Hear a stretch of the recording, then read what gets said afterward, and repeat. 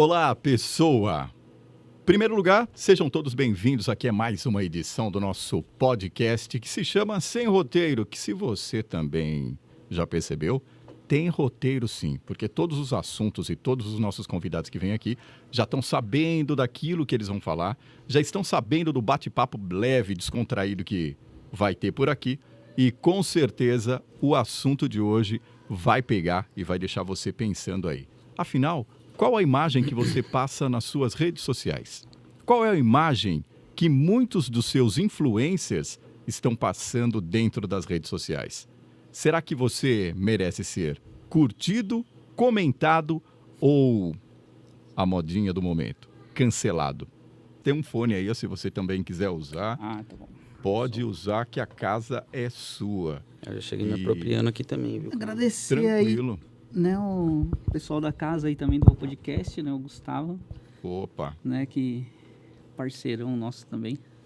exatamente. E você, né, Carlos, que a gente já conhece de longa data, né? Exato. Aliás, você também já chegou a participar para falar sobre mídias sociais, redes sociais, nos meus tempos de rádio ainda. Acho que em 2013, 2012, falar, não foi? eu acho que foi por isso mesmo, foi por aí, 2012, 2013. Quando você estava ainda na Rádio Que Cidade, a gente só eu acho. tem, a gente só tem cara de menino.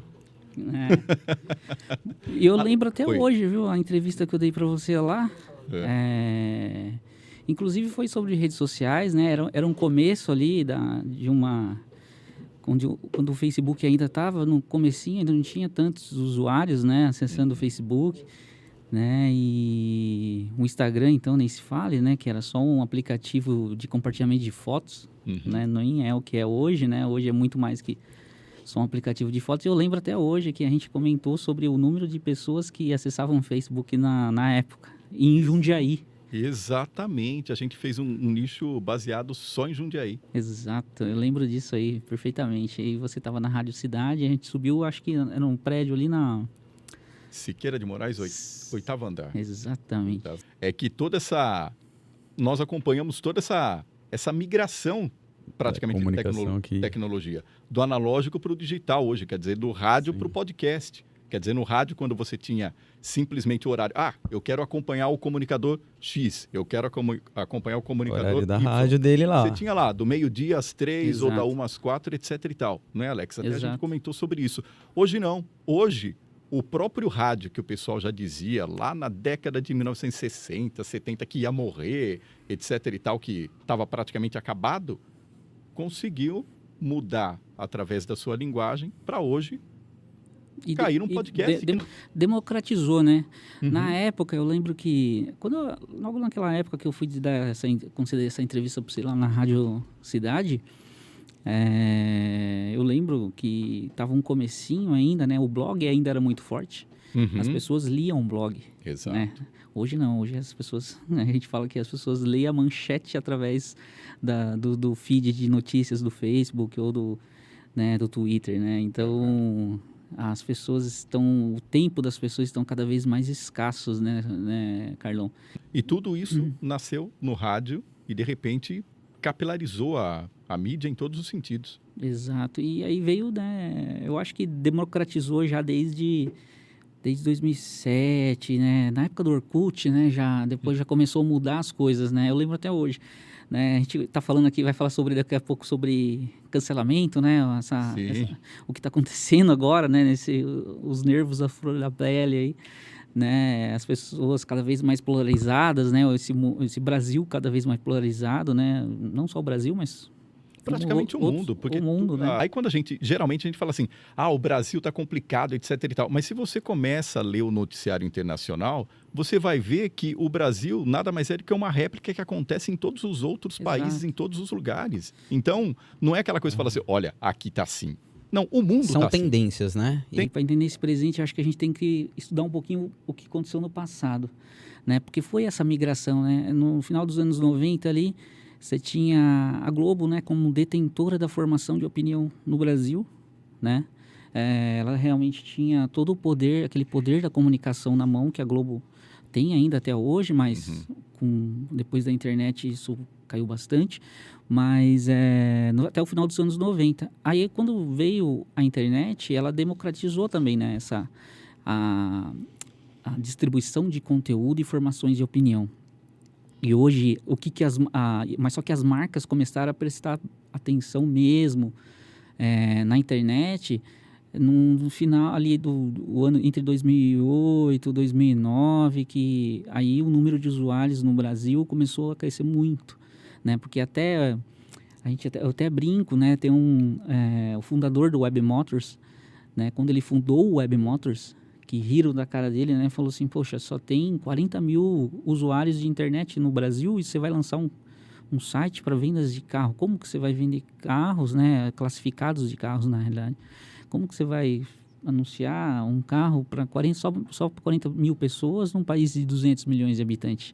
Né? Então, até acho que, se eu não me engano, foi fundado em 96. Em 96, se eu não me engano, entre 96 e 97, se eu não falho a memória, que ele lançou o Web Motors, né? E na época só tinha, né? Era o Windows 95 ainda, entre o Windows 98 que estava chegando, né? Então, o site era feio, né? Você lembra como o site era feio? Né? Você entrava num site, lógico, né? Para a época era lindo, né? Poxa, você entrava na época que você entrava no DOS, eu sou da época que a gente entrava no DOS ainda, para entrar no Windows depois. Você digitava o Win, né? .//exe. Exatamente. O famoso CLS para limpar toda aquela bagunça que a gente fazia nas digitações. Exato. E quando surgiu o primeiro site, né? Eu jogava muito Prince of Persia, né? Que tinha, né? No DOS, você entrava no DOS para entrar no jogo, né? E aí quando surgiu e veio a internet, de fato, né? Ali meados de 95, ainda era muito poucos usuários no Brasil, né? As marcas não olhavam para a internet como olha hoje, obviamente, mas assim... Aí depois chegou o ano 2000, veio o Google em 98, né? Depois veio o Facebook em 2004, né? O Facebook aí tinha também, antes ainda do Orkut, né? As redes começaram a chegar aqui no Brasil através, não sei se você lembra, Carlão, de uma rede social que chamava Beltrano, era uma rede do UOL, né? Antes ainda do Orkut. Aí depois, quando chegou o Orkut, não me esqueço até hoje, você tinha ainda que... Eu obviamente, né, não fui o primeiro, mas entre os primeiros usuários, você tinha que ter um e-mail do Gmail e a pessoa que já está lá dentro convidar você para entrar no Orkut, que a gente tem que olhar um pouco para trás para entender essa onda de influenciadores hoje digital, né? Que hoje está muito na moda, aquele olhar das marcas para a internet, né? É sempre bom entender que tem as marcas na internet, né? Você tem os influenciadores, que eram os antigos artistas, atores da Globo, da época, que antes era chamado de atores, atrizes, hoje é influenciadores digital, mas só que em grande escala, né? Antigamente era 3, 4, 5 pessoas, era o Antônio Fagundes, era o Tony Ramos, que se destacava, mas hoje não, hoje isso aí aumentou. Tanto é que hoje você tem até classificações de influenciadores, micro-influenciador, nano-influenciador. E muitas empresas locais utilizam esses nano-influenciadores. O que são nano-influenciadores? São aquelas pessoas que falam, que têm a sua rede social, não com tanta influência, tantos seguidores, mas com seguidores específicos de um determinado nicho, né? Então, aí depois vocês têm os micro-influenciadores, né? Que são aqueles influenciadores que têm entre 20 e 150 mil seguidores, né? Nas redes sociais. Aí depois você tem os influenciadores de fato, que aí, né? Sem limite, né? Essas relações sociais que a gente tem nas redes sociais digitais hoje, né? Isso se tem há muito tempo, Carlão. Não é novo, né? Vem antes da internet ainda, essa parte de análise de redes sociais. Isso vem lá, ó, acho que, se eu não me engano, a primeira análise de redes sociais, de fato, que teve foi em 1930, em Nova York. Né? Tem até um artigo publicado no New York Times da época, né? Falando que algumas alunas, se eu não me engano, né? Se não me falha a memória, algumas alunas de uma determinada escola ali de Nova York deixaram de ir na escola, começaram a faltar e os pais não estavam sabendo o porquê elas estavam faltando, né? Então aí isso acabou influenciando outras meninas que começaram a faltar. Né? Isso começou na época, viralizar e a Secretaria de Educação lá de Nova York queria entender, né, o que estava acontecendo, e aí contratou, né, um psicólogo, um psicanalista, né, para entender essas relações sociais. Foi aí que ele foi ligando os pontos, né, que hoje a gente faz através de software, né, porque a massa de dados é muito maior que 4, 5 meninas em uma escola, né, é mais assim, e aí ele entendeu o que estava acontecendo ali, né, e foi a primeira ali análise de redes sociais que foi publicada no jornal, enfim. Aí até chegar à internet, quantos anos não foi até chegar à internet, mas o que acontece nas redes sociais digitais é o que já acontece na vida na questão social. das relações humanas. Sim. Você tem ali dentro da internet, nas redes sociais no caso, você tem as marcas, são as empresas, você tem o público, né? E você tem os influenciadores. Na psicologia, isso é chamado, eles chamam, né, tem um estudo de Harvard que fala que, sobre psicologia, que fala que eles chamam isso, os influenciadores, eles chamam de James, né? E os Roberts, eles chamam o outro grupo, né? Então, eles dividem isso aí, por quê? Porque, mas como que você se torna um influenciador? É porque você tem muitos seguidores? Às vezes não. É muito importante a gente frisar isso, porque às vezes você tem uma rede com um perfil de um Facebook ou no Instagram com 1 milhão de usuários, mas é uma rede passiva. O que é uma rede passiva? Você posta alguma coisa lá e ninguém daquilo lá se interessa. Mas como que ele chegou a 1 milhão de seguidores, né? Me pergunta, né? Pode ser que no passado ele estava falando sobre um assunto temporal que engajou esses seguidores para dentro. Isso é interessante a gente colocar também, voltar um pouquinho ao assunto, Alex, que a gente foi até praticamente a primeira pergunta que a gente fez aqui logo no comecinho desse podcast. Antes, a gente falava assim, olha, essa pessoa tem conteúdo, esse site tem conteúdo, que era praticamente aquela coisa qualitativa. Hoje em dia, tudo é conteúdo. Tudo é conteúdo. Embora haja vários tipos de ressalvas, etc. e tal, o pessoal fala, olha, não gosto disso, não gosto daquilo. Mas isso também corrobora para dentro dessa questão que você colocou aqui, de se fazer nichos. Mas você tem aquela massa de manobra que a gente fala, né? Você tem os influenciadores, tem alguns influenciadores como Whindersson Nunes, Anitta, Neymar, né? Que você tem grande número de seguidores, né? E grande número, assim, grande taxa, uma alta taxa de engajamento. Né? O que é uma alta taxa de engajamento? Só para o público entender como que a gente metrifica isso. Você tem lá o número, a quantidade de curtidas e reações ali na sua publicação. Comentários. O número de comentários e o número de compartilhamento. Então, o que é o engajamento? É a soma de tudo isso, né? Mas como que eu meço a taxa de engajamento de um influenciador, por exemplo?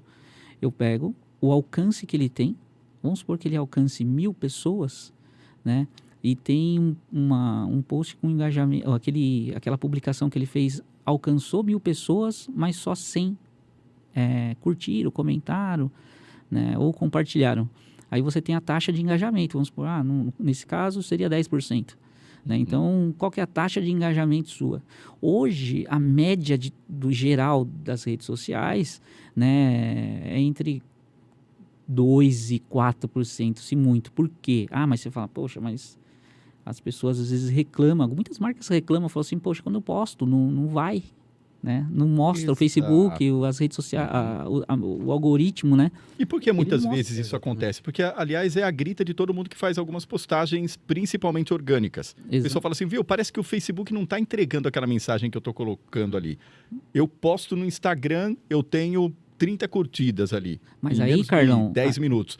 Eu coloco no Facebook, muitas vezes, 2, 3 dias depois, aparece uma curtida lá. Mas tem uma coisa que você tem que usar o algoritmo ao seu favor. Mas como que eu faço isso? Cada algoritmo, o TikTok tem um tipo de algoritmo, o Instagram tem um tipo de algoritmo, o Facebook tem um tipo de algoritmo. O YouTube também é um outro tipo de algoritmo. Então, você tem que estudar o algoritmo daquela rede social para fazer com que o algoritmo... usar o algoritmo ao seu favor. Isso além de ter qualidade, né, do conteúdo também. Legal. Você entendeu? Não adianta nada eu saber como que o algoritmo funciona e fazer ele ir ao meu favor, sendo que o meu conteúdo não tem qualidade. Aí não adianta nada, né? Interessante aquele passado, lembra que a gente estava conversando sobre aquele passado da internet, como as marcas olhavam, né? Você vem numa caminhada, a internet vem numa caminhada crescente e de repente ela faz assim na pandemia, né? O que acontece na pandemia? Chegou a pandemia... Tudo que está acontecendo hoje na internet era previsto para acontecer mais ou menos por volta de 2028. Então, democratizou ali em meados de 2009, 2010, barateou muito a banda larga no Brasil. Você entendeu? Então, veio crescendo por conta disso e por conta disso aqui, né? O celular. Tranquilo. Né? O celular, o mobile veio crescendo junto, né? Na mesma pegada. Aí chega na pandemia... As pessoas fechadas dentro de casa, e o que elas vão consumir? O consumo de vídeo, tem até pesquisa disso, né? O consumo de vídeo explodiu, cresceu mais de 80%, né? Então, o que ajudou isso? Tanto o streaming, né? O Netflix, HBO Max, né? Esses Amazon, né? Então, veio tudo numa crescente, o número de usuários cresceu muito, tem mais de 40 milhões de pessoas que tem acesso, né? É um usuário da Netflix hoje, né? Então, fora os outros, né? Disney Plus, Amazon, e o YouTube também cresceu demais nesse meio tempo. E aí foi aí que surgiu esse programa que está aqui, né? Esse formato de programa surgiu no meio de uma pandemia. Tranquilo. Né? No final de 2019, ali, acho que, se eu não me engano, quem explodiu o primeiro foi o Flow, né? Não sei acho que o Gustavo sabe me responder melhor do que eu. Né? Exato, que foi. O Podpah que veio junto. Isso, né? Mas o Podpah foi feito dentro do próprio Flow, né? Né? Mas você está entendendo, Carlão, o quanto a gente andou para chegar no assunto que a gente vai falar sobre cancelamento?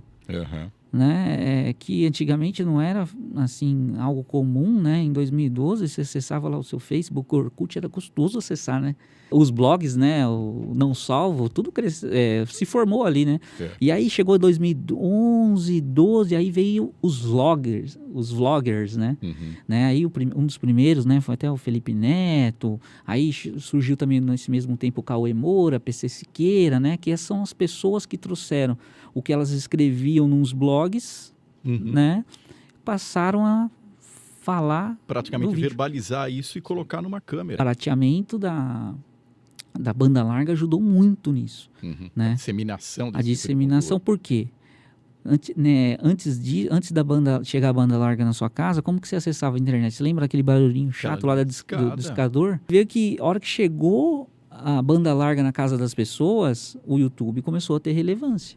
Aqui no Brasil, no caso, né? Outros países já chegou bem antes, né? Praticamente é um celeiro que absorve praticamente todo esse tipo de tecnologia. É isso que eu quero chegar também. Isso que é legal, isso que é bacana. O brasileiro, Carlão, a gente pode não ter o mesmo número de usuários de países mais avançados. O Brasil é o país que mais tempo passa na internet, diariamente, né? Então... Até aqui alguns aplicativos fazem bastante sucesso. Falam, olha, você ficou... Até o próprio Facebook tem o mecanismo de falar, olha, você ficou X tempo aqui essa semana. O iPhone tem isso, né? Quanto tempo você fica em cada rede social e aí você vai medindo esse consumo. Chega em 2018, né? 2016 nos Estados Unidos, né? Depois 2018 aqui. Uma coisa que, lá em 2012, quando eu fui lá daquela entrevista na rádio, eu já previa aqui em Jundiaí também, né? Com essa entrada de mais pessoas acessando o Facebook e você entendendo, né? Porque o Facebook, ele tem um carinha que chama Facebook Business, né? Que e Facebook Insights também, que é um lugar onde você enxerga o grupo de usuários daquela determinada região. O grupo de usuários não enxerga o usuário, enxerga que ali, por exemplo, numa determinada região, tem bastante gente com interesse, por exemplo, em carro. Curso de inglês. Ou num curso de inglês, né? Então, o Facebook Insights, ele já trazia, na época, esses dados, né? E esses dados foi super interessante porque você conseguia enxergar a tendência nele, né? Aí chega 2016, você tem as eleições para presidência nos Estados Unidos, né? Nos Estados Unidos, isso já está há muito tempo. O próprio Obama, né, foi eleito presidente através das redes, não das redes sociais na época, mas através do dígito. Na época se usava muito o e-mail marketing, né? A gente mandava muito, a gente recebia as coisas por e-mail, né? Não tinha isso antes, não tinha o celular, né? Não tinha o WhatsApp. Né? Antes a gente recebia como? Os videozinhos, os memes, recebia através de e-mail. Você ficava no seu e-mail, você entrava muito no e-mail, você consumia muito. Hoje as pessoas só consomem e-mail no trabalho. Né? O e-mail virou praticamente uma ferramenta corporativa, porque muitas vezes, até dentro das relações de trabalho, o uso do WhatsApp, dentro dos grupos, acaba deixando a comunicação muito mais dinâmica do que um e-mail. É fluido, né? É mais fluido, essa é a palavra. A comunicação fica mais fluida, né? O Obama, quando se elegeu, né, antes da primeira eleição que ele participou e se tornou presidente dos Estados Unidos, né, ninguém dava nada, né? Ele chegou com a estratégia de campanha dele, falou assim que mais de 30% do investimento em campanha ia ser na internet. E deram risada dele, porque na época nem nos Estados Unidos ainda era a internet, as marcas enxergavam a internet como potencial de mídia, né? E aí riram da cara dele, por quê? Mais de 30% investido em internet, um cidadão americano, ele é americano, né, no caso, mas com sobrenome muçulmano, negro, falou, qual é a chance... Foi praticamente uma disrupção dentro do meio. Exato. Qual é a chance de uma pessoa dessa lá na América, lá nos Estados Unidos, se eleger presidente dos Estados Unidos? Né? E não deu outra, né? Ele venceu já na primeira, depois se reelegeu. Né? E aí veio 2016.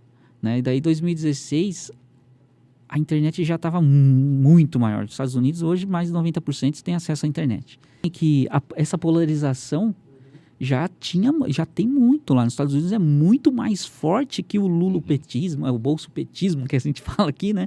Que é os esquerda e direita. Lá nos Estados Unidos é 10 vezes mais forte.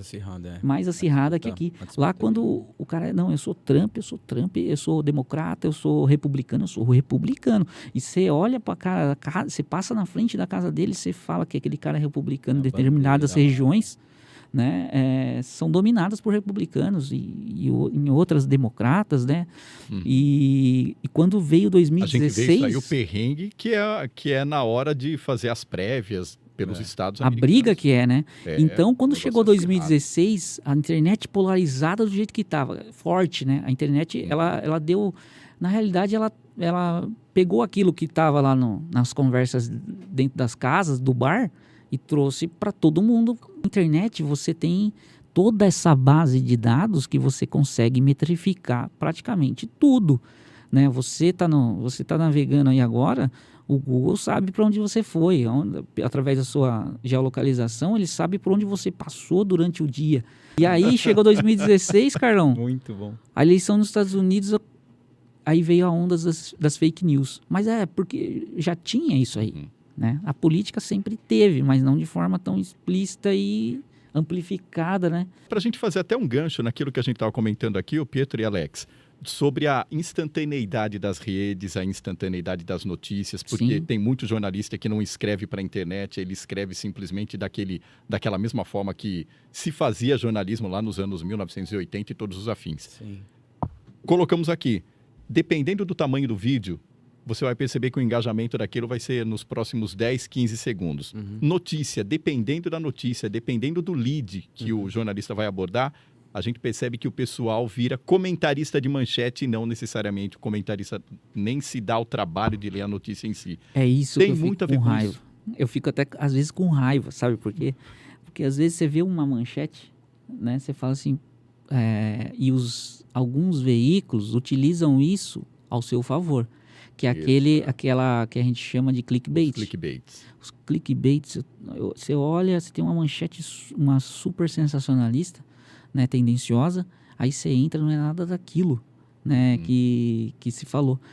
Inclusive, eu estava assistindo um podcast de um ex-integrante do Pânico, que deu pro Rafinha Bastos, se eu não me engano, que ele é um dos integrantes que mora nos Estados Unidos hoje, e ele falou lá sobre a saída dele, né, acabou o programa Pânico em 2017 e tal. Eu era muito fã desse programa, porque eu participava, na época, quando eu trabalhava... Você fazia algumas ações de merchandising lá. Sim, eu fazia muita ação de merchandising lá quando eu trabalhava na Suzuki, né, então a gente ia lá todo domingo e eu fiquei muito amigo das pessoas lá. E aí eu tava vendo esse podcast com esse ex-integrante e ele comentou tal, sobre a saída dele e tal, enfim, contou a história, né?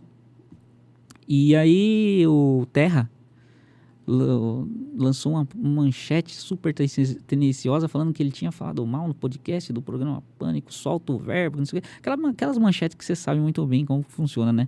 Aí você clica na matéria, nem o próprio o ex-apresentador do Pânico acho que leu a matéria, porque ele foi com o perfil oficial dele e comentou: nossa, mas que manchete sensacionalista, pelo jeito vocês nem assistiram o podcast para falar. Mas daí você entra na matéria, né, e não é nada daquilo às vezes, né, que tá na manchete, né? A internet, ela chegou nas mãos de pessoas mais idosas, junto com esse boom da internet e as autoridades vendo isso, né, veio também um marco civil da internet para tentar.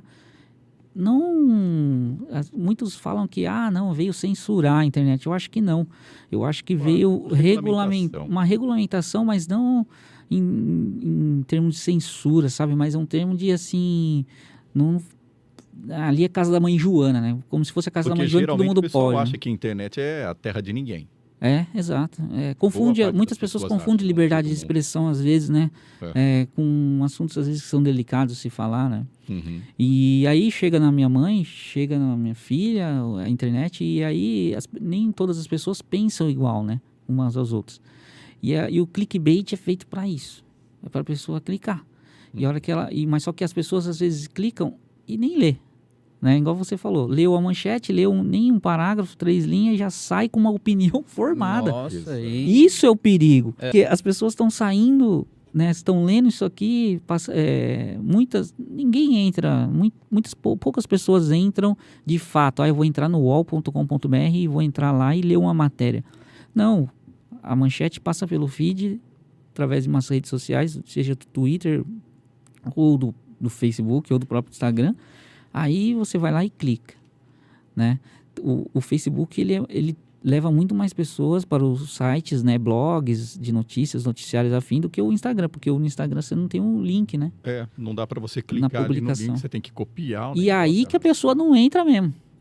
Você pode ver que as manchetes sensacionalistas do Instagram, as pessoas já formam a opinião dela pela manchete. Ela vai lá, não tem como clicar, e a preguiça de entrar na matéria, olhar. Só voltando no assunto de 2016, veio a eleição e o Trump, né, através das redes sociais também se elegeu.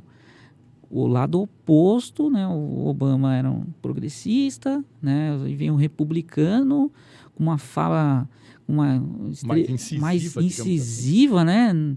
né, uma direita mais, não que no Brasil às vezes nunca se existisse, ou nos Estados Unidos sempre existiu, né, mas ele veio com um discurso, né, um discurso mais incisivo, né, e aí ele, né, deu tudo aquele rolo lá com a Cambridge Analytics, né, que até o Facebook teve que ir lá no Senado se explicar. Inclusive na época, em 2016, eu tive a oportunidade de fazer um curso lá em Stanford. A faculdade levou a gente para fazer um learning experience em algumas empresas, e uma delas foi o Facebook, né? E quando a gente chegou lá no headquarter do Facebook, que é pertinho ali de Stanford, né? E aí a gente chegou lá, ele, né, nessa época ele estava dando lá uma explicação, lá no Senado americano, né? O que aconteceu? Só para os ouvintes, que eles alegam, né?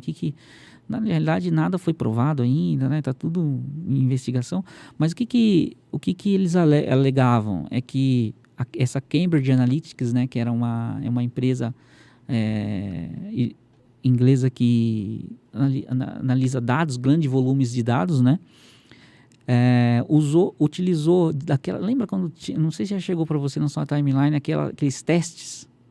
Lembra? Faça um teste e veja com quem vocês parecem. Né? Que faz essa leitura facial, aí a pessoa clicava, você faz a leitura facial e a hora que você clicava, ele pedia para você aceitar alguma coisa, não pedia? Uhum. A hora que você aceitava, eles alegam que eles enviavam todo o rastreamento daquele grupo de usuários para Cambridge, através de um sistema, e a Cambridge pegava, analisava e fornecia propaganda paga, filtrava aqueles posts patrocinados para as pessoas certas, né, com conteúdo certo. Se eu tenho um grupo de pessoas que quer curso de inglês, e eu sei que elas querem curso de inglês, eu jogo um conteúdo que satisfaça ela. Então, a campanha do Trump, eles diziam, a estratégia, os estrategistas de campanha, né, digital, eles pegaram e começaram a fornecer conteúdo para quem quer ouvir aquilo. Ou seja, praticamente a isca para conseguir achar o perfil da pessoa. Exato. Então, quando você fala aquilo que a pessoa quer ouvir, a chance dela se engajar... E como que faz? Por exemplo, hoje em dia, nós percebemos muito isso. O pessoal fala o que não deve nas horas impróprias. Aí o que acontece? A partir do momento em que aquilo ganha uma repercussão, obviamente negativa, o pessoal fala assim, olha, tiraram a minha fala do contexto. Só que se você for acompanhar uns 15 segundos antes, ele já estava ensaiando para realmente falar aquilo. E aí, como é que se gerencia cara, isso? Depende. Hoje, né, isso tudo é muito novo, né? Sem dúvida. Esse cancelamento, essas pessoas, essas personalidades que estão se estrepando no meio do caminho, né? Primeiro de tudo, né? Você percebe quando a pessoa tem uma assessoria por trás dela. Né? Eu estava fazendo até um teste de estudo mesmo, né? No próprio, nesse Big Brother que está tendo agora. Né? Teve lá Jade Picon, que saiu esses dias, né? Com uma rejeição monstra, né? Devido a um fato que ocorreu dentre as relações pessoais que eles estão dentro do programa. E aquilo lá é uma base de estudo para a gente, que é da área, é fenomenal, né? Legal para você analisar as relações humanas, né? E ali teve um caso que você percebe que ela tem uma assessoria por trás dela. Mas o que é essa assessoria? Tem uma assessoria que é o Media Training, que você sabe muito bem disso. Ótimo. Ele entra em que parte dessa história? No começo. Exato. Porque às vezes a pessoa não sabe, né? Você sabe muito mais que eu, né, Carlão? Você trabalha com isso. Né? A pessoa às vezes não sabe se expressar, não sabe se comunicar através das redes sociais. Para determinado público ou não sabe falar em público, mídia. Né, Carlos? Exatamente. Também. Aí o que acontece? Qual que é o papel do Media Training, já que hoje a gente está traduzindo aí esses termos técnicos? É assim, eu quero falar para determinado público. Tá, mas você vai falar para direcionar o teu vocabulário para esse público, você vai olhar para esse público de uma determinada forma, você vai cumprimentar esse público de uma determinada forma. Então, esse é todo o trabalho do Media Training, que é exatamente isso que a Jade tem. Exato. E muito bem, o pessoal atua assim. De uma e muito bem feito. Aí você percebe que não é de agora, né? A maneira como a estratégia como que ela usou no jogo, né? É um jogo, né? O Big Brother é um jogo. E se você tiver ali, e se tiver uma boa assessoria antes de entrar ali, teve uma boa assessoria, ela já é, acho que blogueira muito, acho que se não me engano, desde 2016, 2017. Né? Eu não sei, acho que não faz muito tempo, né? Nem, assim, acho que a maioria, né? Mais de 80% dos influenciadores que estão aí hoje não tá mais que 6, 7 anos, né? Aí na internet, trabalhando com internet, vivendo disso, né? Então, e aí esse caso, só voltando, você percebe que tem um Media Training. O Media Training é o antes. Aí depois, quem que surgiu agora também? O gestor de reputação, né? O que é o gestor de... vamos falar o português bem claro, aquele que limpa a merda. Depois de feita. Ou tenta agora, limpar.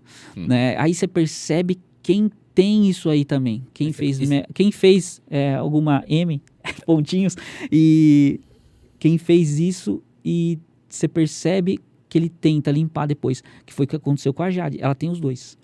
Né? Você tem ali os branded content também dos influenciadores, que é importantíssimo. Você tem os media training desses influenciadores. Sim. E você tem os gestores de reputação. Então, o que acontece? Quando você tem isso junto e trabalha muito bem isso, quem é especialista na área percebe.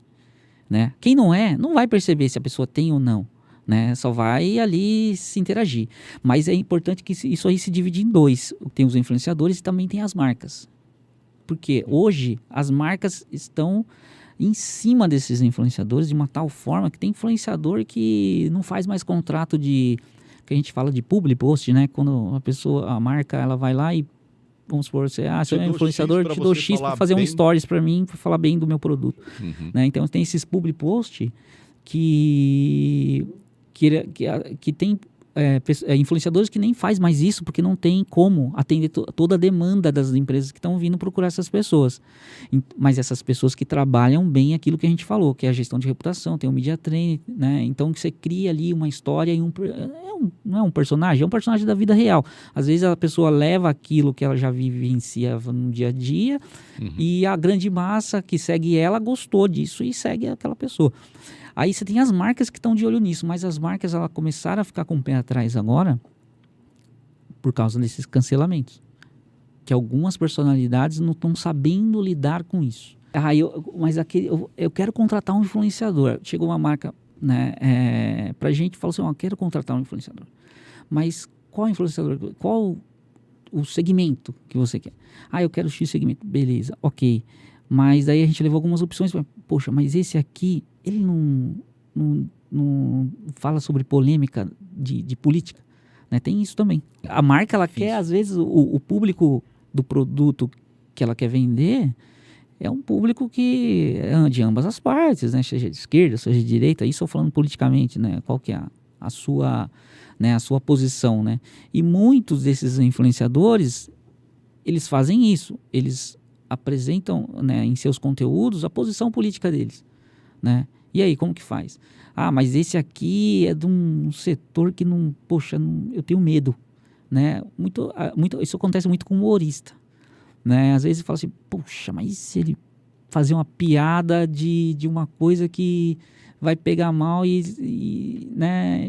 E foi o que aconteceu com o Rafinha Bastos, acho que foi o primeiro cancelado da internet. Questão da gestão de reputação, só para a gente terminar, existe a possibilidade da pessoa simplesmente conseguir reverter uma má imagem na internet ou até agora não há notícia de quem tenha conseguido dar a volta por cima, digamos assim? Posso te falar um caso? Carol Conká. Lembra desse personagem? O Big Brother, ele é ali, a direção do programa vai ditando, né, as relações interpessoais. De acordo eu estava comentei até um pouco antes da gente, até no nosso editorial, o nome do programa aqui é Sem Roteiro, mas não tem nada sem roteiro aqui. É que o nome é bonitinho. E outra, tudo que acontece dentro de um podcast, dentro de um rádio, dentro de uma TV, você tem que ter o direcionamento, você tem que saber para onde vai. Mas porque você tem anos de experiência nisso. Porque senão o negócio pulveriza, capilariza, você vai trocando de um assunto para o outro e não consegue culminar. E outra, você vê bem, até essa questão da estratégia do Big Brother, a gente vai encerrando por aqui também, o programa tem hora e tem dia para acabar. Sim. E se você simplesmente soltar uma galera lá dentro, não adianta eliminar um, eliminar outro, que o negócio vai ser uma coisa sem fim. Então, até as estratégias que acontecem dentro dessa comunicação deles é para deixar o programa, arrefecer o programa e acabar. Porque senão a coisa fica ali, treta, o povo gosta de treta. A internet é tanta informação que você recebe, pra você ter uma ideia, na sua timeline do Facebook passa 1.500 atualizações por dia. E você passa pelo seu olho 80 só. Né? Mas imprime ali no seu feed 1.500. E você presta atenção e lê realmente só 15. Finalizar também, Carlão, um case de marca. Que foi muito bacana. Foi quando o Itaú lançou aquela campanha do digital com o U. Lembra? Não sei se você lembra isso. Sim, que foi muita o digital com apareceram vários linguistas ali. Né? Vários professores de português que não... professor Pasquale. Não, estão acabando com as nossas criancinhas. Daí eles foram e lançaram um outro filme com 2 rapazes, um pregando outdoor e o outro que estava pregando outdoor explicando pro cara que estava segurando na escada o porquê do digital. Né? Então, ele pegou aquela que seria algo, entre aspas, negativo, né? Poxa, todo mundo reclamando de uma campanha que eu fiz, vai acabar com a minha reputação? Não, eu ajo antes disso que isso aconteça. De uma análise. Então, ele soube pegar aquele limão e fazer uma bela de uma limonada. Suíça ainda. Exato. Né? Pessoas, muito obrigado pela presença de vocês. Mais uma vez, enriquecedor aqui dentro do nosso podcast. Poxa, a gente trata você. de assuntos intrincados de uma maneira, assim, dinâmica, leve e etc e tal. Encerrar o nosso programa? Pode agradecer. Que a gente agradecer a nossa equipe lá, né, da agência, né, que trabalha com a gente, que nos aguenta o dia inteiro. Né? Todo mundo. E nossos clientes também, né, lá da agência, né, que acho que estão muito felizes com a gente. Então, Errar é humano. Permanecer no erro É burrice. é falta de gestão de crise. Falta de gestão de crise. Brinde. Chame a Galgari. Um brinde. Valeu, Saúde. Carlos. Obrigado. Sucesso, Obrigado aí meu. aos Obrigado, telespectadores gente. que nos acompanharam até Valeu, agora. galera.